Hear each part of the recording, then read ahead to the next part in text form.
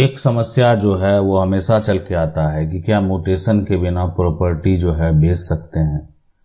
अगर धोखा से कोई करा लिया है म्यूटेशन तो क्या समाधान होगा। मान लेते हैं ये जमीन है, इस जमीन को जो है अगर आप बेचना चाहते हैं तो क्या आप बिना म्यूटेशन कराए जमीन को बेच सकते हैं। अब है धोखा से कोई करा लिया, म्यूटेशन जो है होता है, बहुत लोग ऐसा होता है धोखेबाज होता है गलत तरीके से, या उसको भी पता नहीं था गलती से उसके ऊपर चढ़ गया है, अब जो है वो सोचता है कि नहीं इस पे कानूनी मेरा अधिकार है।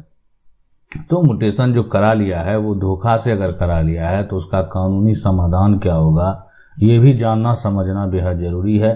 म्यूटेशन अगर नहीं कराते हैं तो क्या होगा। जैसे बहुत लोग ऐसा होता है कि जमीन खरीदे और जमीन का जो म्यूटेशन है यानी जो दाखिल खारिज है वो नहीं कराते, म्यूटेशन नहीं कराते हैं, तो उस केस में क्या समस्या आगे आपको होने वाला है। यानी अब आप क्या किए, जमीन तो ले ली आपके पास, उसके अब जमीन अगर आप खरीदे हैं या जमीन आपको जो एक तरह से परिवार का जो आप सदस्य हैं आपको हिस्सेदारी में प्राप्त है, दोनों केस में अगर आपने म्यूटेशन नहीं कराया तो आपका आने वाला जो समय में समस्या उत्पन्न होगा वो क्या क्या हो सकता है ये भी समझना जानना बेहद जरूरी है।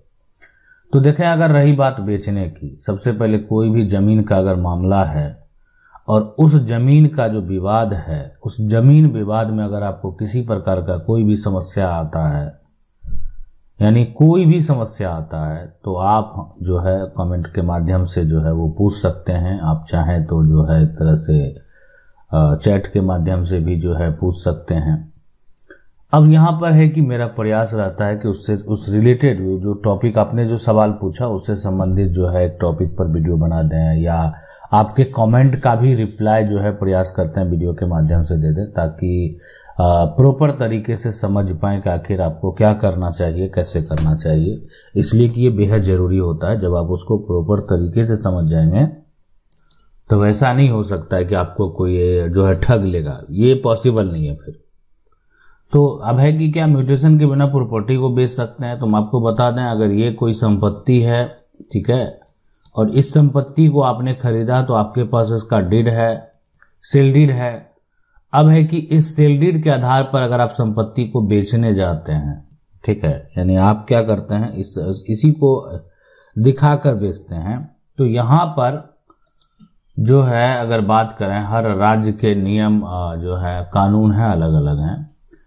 बहुत सारे राज्य में जो है आप डीड के आधार पर जाके रजिस्ट्री कर देते हैं। दिक्कत किसको होता है, दिक्कत होता है जो नया खरीदार है उसको, नया खरीदार जो बना है ना उसको बहुत बड़ा दिक्कत है।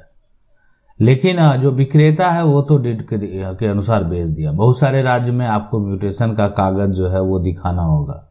अगर आपने म्यूटेशन नहीं करवाया है तो फिर आप उसको बेच नहीं सकते हैं। तो इसलिए ये हर जगह के नियम अलग अलग जो है वो हो सकते हैं, कोई बड़ी बात नहीं है।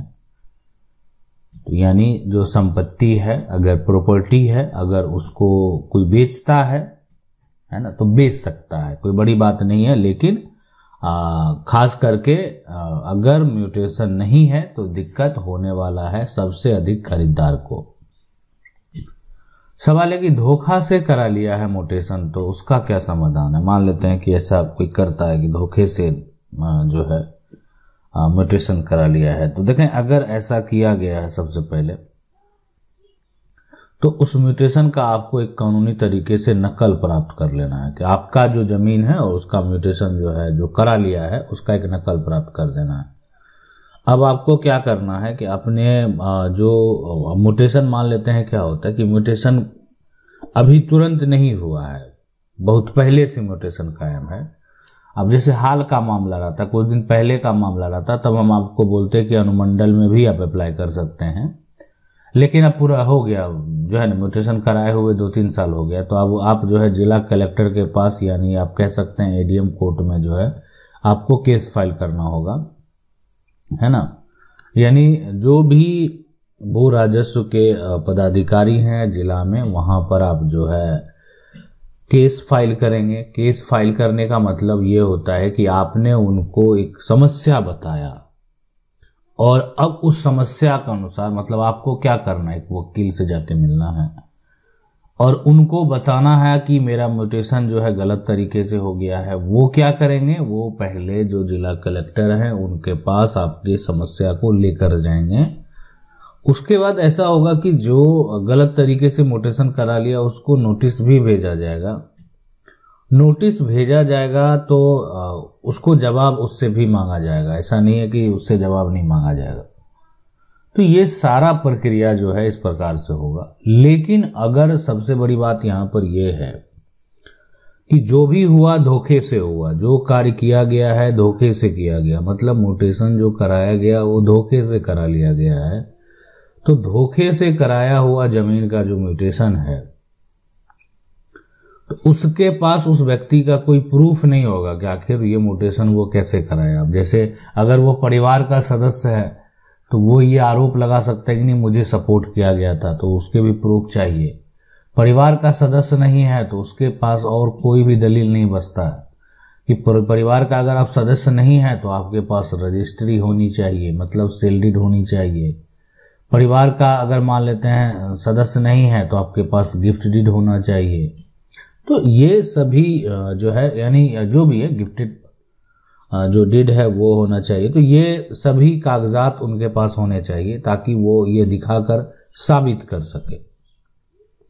तो ये होता है कि अगर आपका जो धोखाधड़ी से म्यूटेशन हो गया है तो ये एक तो हो गया कि जिला कलेक्टर के पास से आदेश आ जाएगा, नहीं तो फिर विकल्प बचता है डायरेक्ट जो है वो सिविल कोर्ट का। और यहां से तो आना ही है 100%। देखे सामने वाला का अगर म्यूटेशन का कोई भी प्रूफ नहीं है तो कानूनी तौर पर किसी भी हालत में उसका कोई भी अधिकार नहीं होने वाला है।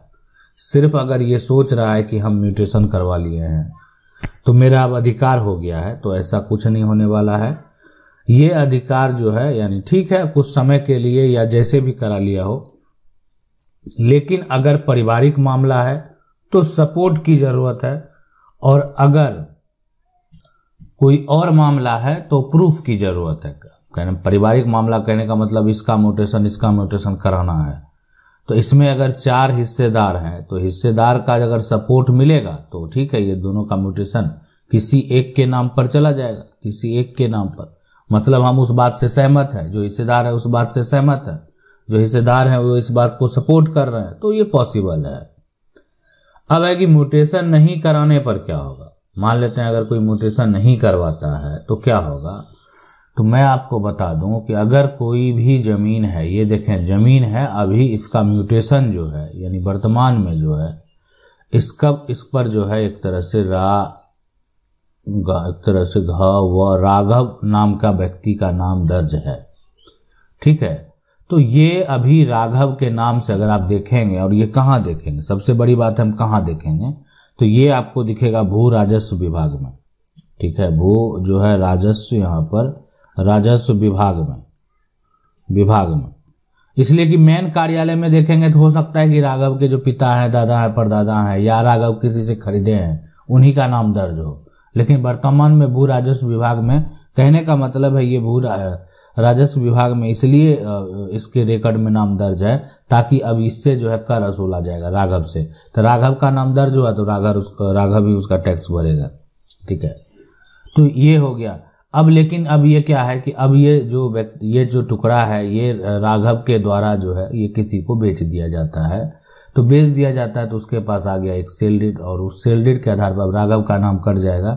अब खरीदने वाला जो था वो भी, इसका नाम विजय है, तो विजय तो अपना नाम दर्ज कराएगा। तो विजय का जो नाम है वो यहाँ पर अगर देखा जाए तो वो कब आएगा, जबकि यह सब प्रक्रिया जो है वो एक सिस्टमेटिक ढंग से होता है। अब इसका नाम तो हट गया, अब टैक्स कौन भरेगा, ये भरेगा विजय। विजय जो है अब सारा पैसा इसलिए देगा कि अब इस टुकड़े को विजय के द्वारा खरीदा गया या विजय को प्राप्त हुआ, जैसे भी प्राप्त हुआ, अगर जो है ये म्यूटेशन करा लेता है विजय तो फिर ये जो व्यक्ति है यही इस पर जो है टैक्स देगा। आप जैसे ये कह रहे हैं कि ये अगर म्यूटेशन नहीं कराता है तो क्या होगा। देखिए मैं आपको बता दूं, विजय अगर म्यूटेशन नहीं कराता है, विजय संपत्ति को खरीद लिया, तो अभी क्या है कि विजय के पास सेल डीड है, विजय तो उसको खरीद लिया है, लेकिन राघव का नाम भू राजस्व विभाग में भी दर्ज है। तो राघव और राघव के जो उत्तराधिकारी हैं, बच्चे हैं, वो कभी भी आप जो जमीन को खरीदे उसको दोबारा बेच सकते हैं। यानी म्यूटेशन से आपने एक जगह उनका नाम नहीं कटवाया, ये आपकी सबसे बड़ी गलती है। अगर कटवा देते तो आज ये समस्या उत्पन्न नहीं होता। तो म्यूटेशन ना कराने का सबसे बड़ा जो समस्या है ये यही है कि आपके जो जमीन की रजिस्ट्री है या अन्य कोई प्रक्रिया है उसमें फर्जीवाड़ा हो सकता है। आशा करते हैं वीडियो अच्छा लगा होगा। वीडियो को लाइक जरूर कर दें। चैनल को पहली बार देख रहे हैं सब्सक्राइब करके जो बेल आइकन है उसको जरूर दबा लें। मिलते हैं अगले वीडियो में, तब तक के लिए जय हिंद।